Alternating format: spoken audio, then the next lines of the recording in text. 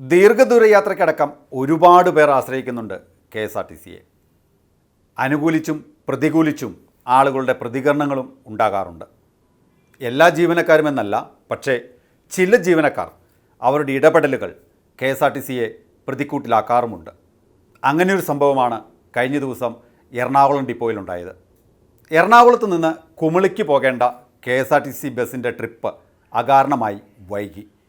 11 മണിക്ക് എറണാകുളത്ത് നിന്ന് പുറപ്പെട്ട് ഏതാണ്ട് പുലർച്ചെ 5 മണിയോടെ കുമളിയിലെത്തേണ്ട ബസ്സാണ് വൈകിയത്. എറണാകുളത്ത് നിന്ന് ഗവിയിലേക്കുള്ള വിനോദസഞ്ചാരികളും ഒപ്പം തന്നെ മലയോര മേഖലകളിൽ നിന്ന് എറണാകുളത്തെത്തി ജോലി ചെയ്യുന്നവരും അടക്കം ഈ ബസ്സിനെ ആശ്രയിക്കുന്നുണ്ട്. രാത്രിയിലായതുകൊണ്ട് തന്നെ വഴിയിലുടനീളം ഈ ബസ്സും കാത്ത് ജനങ്ങൾ നിൽക്കുന്നുമുണ്ട്. പക്ഷേ 11 മണിയായിട്ടും ബസ് പുറപ്പെടുന്നില്ല. 11:15 യാത്രക്കാരിൽ ചിലരൊക്കെ സ്റ്റേഷൻ മാസ്റ്ററോട് ചോദിച്ചു തുടങ്ങി. പല കാരണങ്ങൾ പറഞ്ഞൊഴിഞ്ഞതോടെ ആളുകളുടെ പ്രതിഷേധമുണ്ടായി. കൂടുതൽ പ്രതികരണങ്ങൾ തേടിയപ്പോഴാണ് യഥാർത്ഥ വസ്തുത മറനീക്കി പുറത്തു വന്നത്.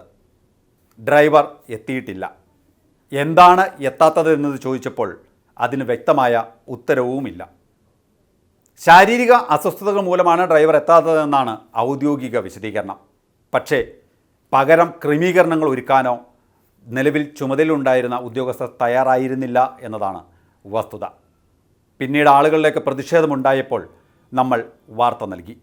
മീഡിയ വണിൽ വാർത്ത പോയതിനു പിന്നാലെ തന്നെ ദ്രുതഗതിയിൽ ഉദ്യോഗസ്ഥർ ഇടപെട്ട് തുടങ്ങി. പകരം ബസ് ഏർപ്പെടുത്തി, ജീവനക്കാരെ നിയോഗിച്ചു. ഏതാണ്ട് 12:25 ഈ ബസ് പുറപ്പെടാനായത്.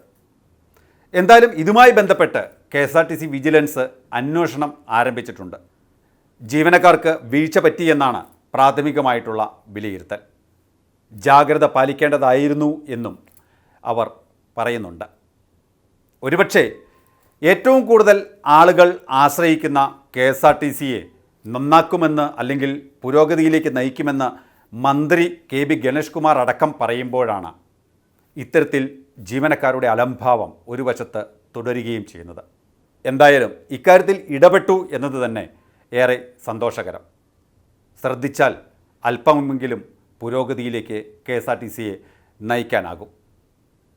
പറയാനുള്ള കാരണം KSRTCയെ നെഞ്ചോട് ചേർക്കുന്ന ഒരു വിഭാഗമെങ്കിലും ഇപ്പോഴും ഉണ്ട് എന്നുള്ളത് വകുപ്പും വകുപ്പിലെ ഉദ്യോഗസ്ഥരും മനസ്സിലാക്കണമെന്ന് മാത്രം.